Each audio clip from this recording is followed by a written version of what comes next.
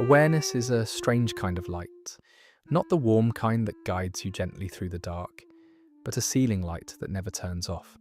It illuminates everything, every pause, every shift in tone, every fracture beneath the surface, even when you're exhausted, even when your soul wants rest, softness, or the comfort of not knowing.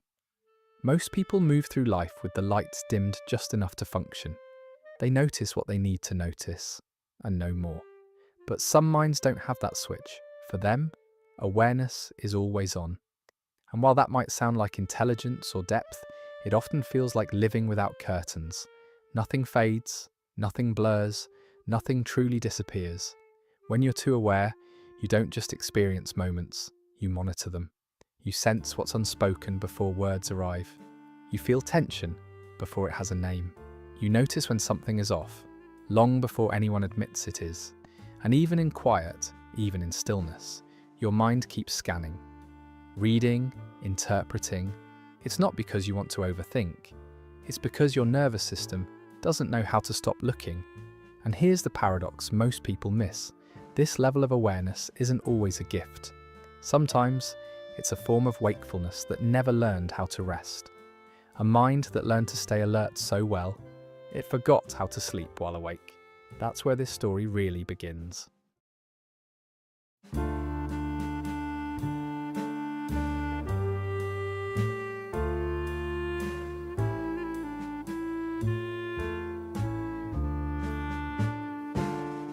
For the overly aware mind, life isn't a series of simple moments. It's an equation, quiet, invisible, and constantly running in the background. Every interaction becomes something to solve, not out of suspicion, but instinct. You don't just hear what someone says, you notice how long they paused before saying it. You don't just register a smile, you catch the half second it faded too early. You don't just read a message, you feel the weight of what wasn't written. Why did they say it that way? Why now and not earlier? Why does this room feel different today, even though everything looks the same? While others are present in the moment, your mind is working behind the scenes, connecting dots, tracking patterns, updating its internal model of the world. It's like living with a second screen always open. One side of you is participating, the other is observing, calculating, adjusting. A casual text isn't just a text. A delayed reply isn't just timing. A shift in tone isn't just mood. It's data. And this constant analysis is exhausting, not because it's negative, but because it never shuts off. Your brain treats social reality the way an engineer treats a system. If something changes, there must be a reason. So you search for it. You replay conversations. You scan for inconsistencies. You try to understand what's happening beneath the surface so you can stay oriented, prepared, safe. The irony is that none of this feels dramatic from the inside. It feels responsible, thoughtful, even necessary. But over time, something subtle happens. The equation starts to replace the experience. You're so busy solving what life means that you're rarely allowed to simply be inside it. And slowly, without realizing it, presence gets traded for precision. There's a particular kind of awareness that doesn't just observe the world, it observes itself. Psychology calls this metacognition, the ability to think about your own thinking. For most people, it flickers on occasionally. For the overly aware, it rarely turns off. You don't just feel an emotion, you immediately notice that you're feeling it. Then you ask why. Then you evaluate whether that feeling makes sense. Then you wonder what it says about you. By the time the emotion has finished moving through your body, your mind has already dissected it from every angle. Sadness doesn't arrive alone. It comes with questions. Is this justified? Is this proportional? Is this old, or is this about now? Even joy isn't spared. You can feel happy and almost simultaneously step outside of it, watching yourself be happy, wondering how long it will last or what might interrupt it. It's like dancing while constantly checking your reflection in the mirror. You may perfect the steps, but you lose the music. This second layer of observation creates depth, but it also creates distance, Because when you're always watching yourself, you're rarely fully inside the moment. You're half living, half monitoring, half feeling, half narrating. Over time, this turns inner life into a kind of quiet surveillance. Your thoughts are watched, your emotions are reviewed, your reactions are filtered before they're allowed to land. What began as self-awareness slowly becomes self-interruption, and the hardest part is that it feels intelligent, responsible, mature. But the mind was never meant to be both the dancer and the critic at the same time. When thinking turns inward like this, it doesn't just reflect, it loops. And in that loop, spontaneity starts to disappear. At some point, awareness stops being a lens and becomes a revelation. You begin to see behind the curtain of human behavior, and once you do, something quietly changes. You notice that people don't always mean what they say, that kindness can carry conditions, that affection sometimes comes with unspoken expectations. You realize that many interactions aren't just about connection, but about reassurance, control, image, or fear.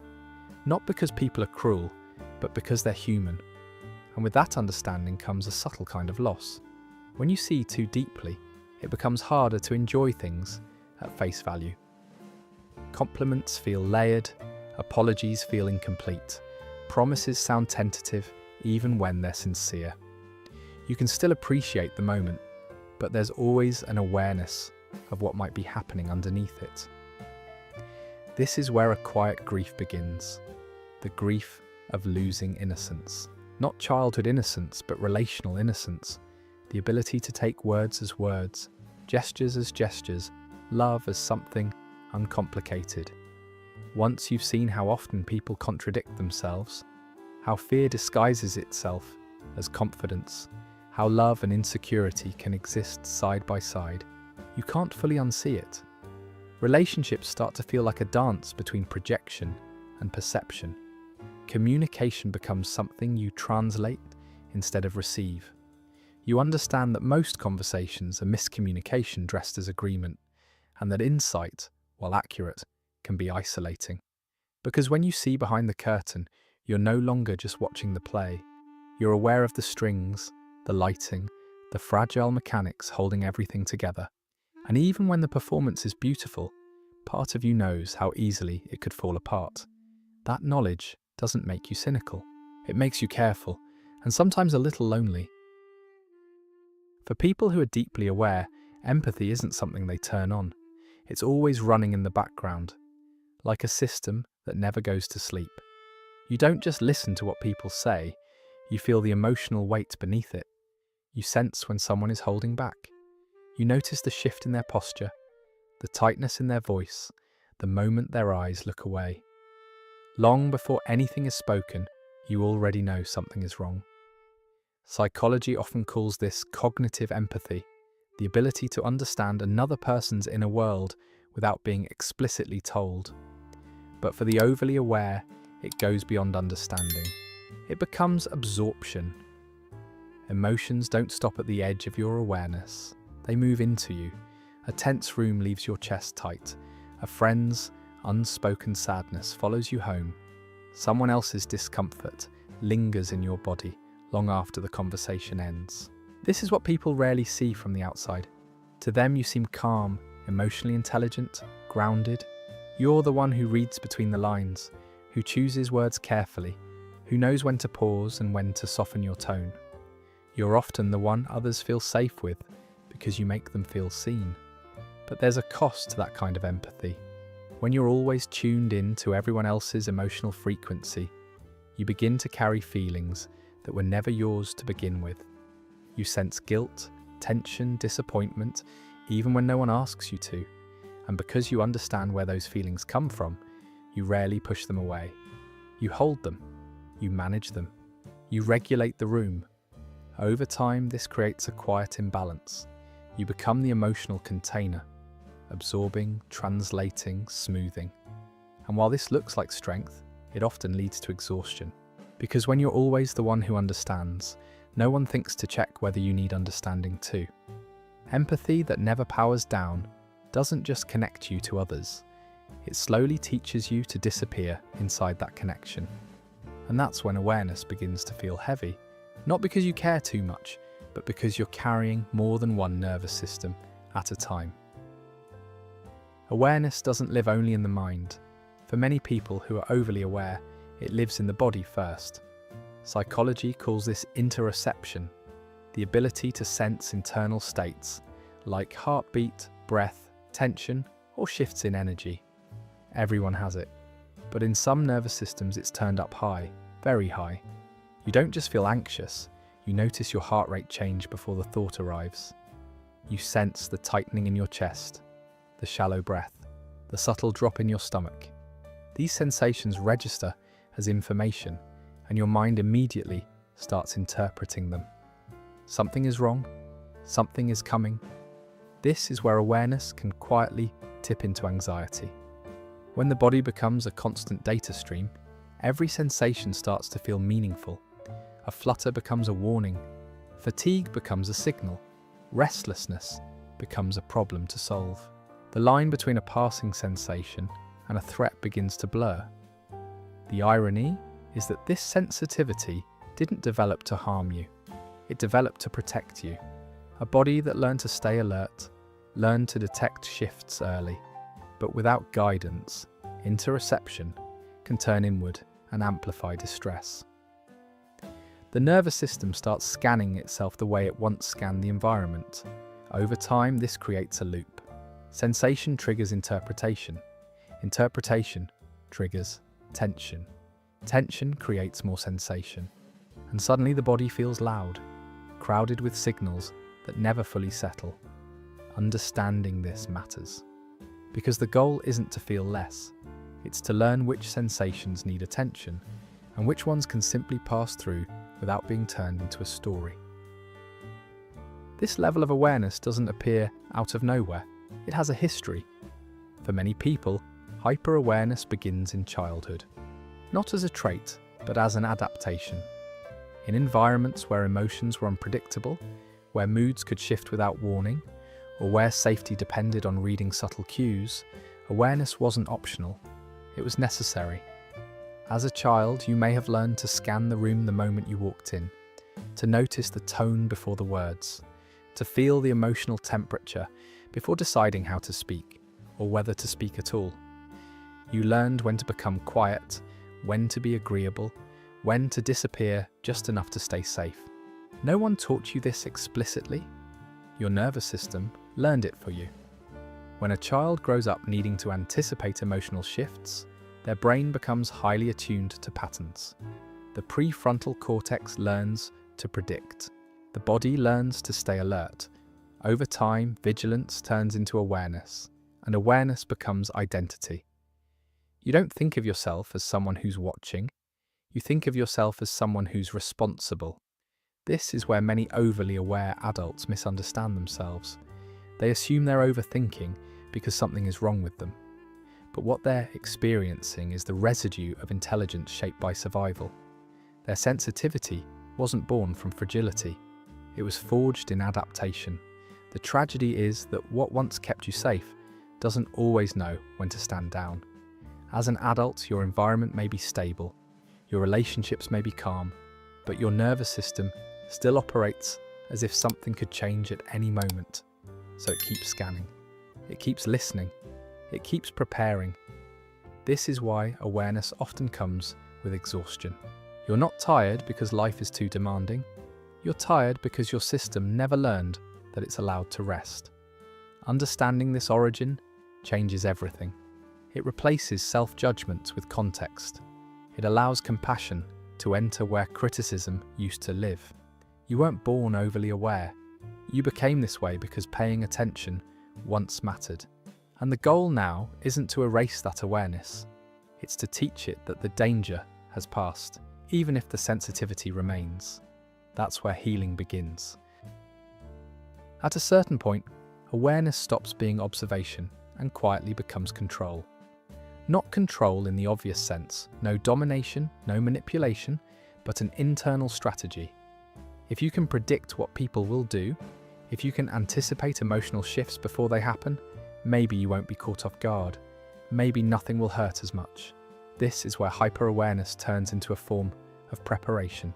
Your mind runs simulations constantly. If they pull away, you'll already know why. If the mood changes, you'll already be braced. If something ends, you'll have seen it coming. Understanding becomes armor. But there's a cost to this kind of vigilance. To stay prepared, you have to step slightly outside of life. You stop fully inhabiting moments because you're too busy tracking where they might lead. Joy arrives and part of you is already watching for the drop. Connection forms, and your mind starts calculating distance, timing, probability. This is how awareness feeds analysis paralysis. Every decision carries weight. Every action is filtered through potential outcomes. You've already lived 10 versions of the future before the present has finished unfolding.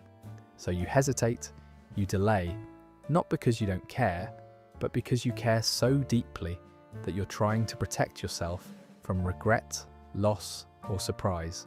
What's ironic is that this attempt at control often produces the very exhaustion it's trying to avoid. The mind stays tense, the body stays ready, and life starts to feel like something you're managing instead of something you're participating in. Awareness, when used this way, doesn't create safety, it creates distance, because the more you try to outthink uncertainty, the less room there is to experience anything without conditions. And slowly, without realizing it, protection replaces presence. The solution to over-awareness isn't seeing less, it's carrying less. For a long time, awareness may have felt like a responsibility. If you noticed something, you felt obligated to interpret it, to respond to it, to manage it. But not every signal is an assignment. Not every shift requires action, and not every insight needs to be followed to its conclusion. This is where awareness begins to mature into something gentler. Learning to see without carrying everything means developing selective perception. The ability to notice without absorbing, to recognize without reacting, to let certain things pass through your awareness instead of lodging inside it. There are a few quiet truths that help recalibrate the system. Not every silence is a message. Sometimes people are just tired, distracted, or overwhelmed. Not every feeling needs action. Emotions can move through you without being solved, explained, or fixed. And not every insight needs expression. Some understandings are meant to be held, not shared, not acted on, not analysed further. This isn't about becoming careless or indifferent. It's about restoring balance. Awareness without boundaries turns into suffering. Awareness with boundaries becomes clarity. When you stop treating every perception as urgent, your nervous system begins to relax. The body learns that noticing doesn't equal danger. The mind learns that it doesn't have to stay one step ahead to be safe. This shift takes practice.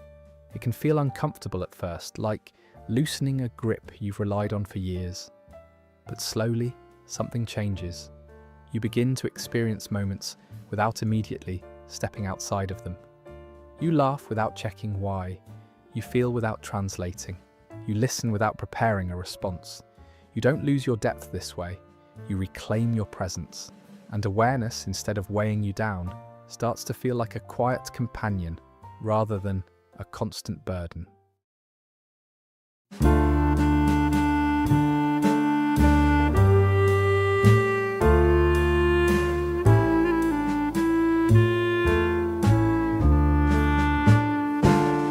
Awareness doesn't need to disappear to bring you peace.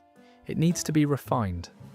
When awareness is softened by acceptance, it stops feeling like a spotlight and starts feeling like warmth. You no longer try to control every outcome or decode every silence. You begin to trust that not everything requires understanding to be meaningful. Some moments are meant to be felt, not explained. This is where awareness turns into wisdom. You still notice deeply, but you don't cling. You still feel intensely, but you let emotions move through without interrogating them. You understand people without losing yourself inside their stories. Presence replaces prediction. Curiosity replaces fear. And something quiet but powerful happens. Life becomes lighter, not because it's simpler, but because you're no longer carrying it all at once. If this felt familiar, if you recognized yourself somewhere in this awareness, you're not alone. This channel is a space for people who feel deeply and think carefully about the human mind. If you found value here, consider subscribing so we can continue these conversations together. And if any part of this spoke to you, leave a comment below. Your experience might be the clarity someone else needs to feel understood.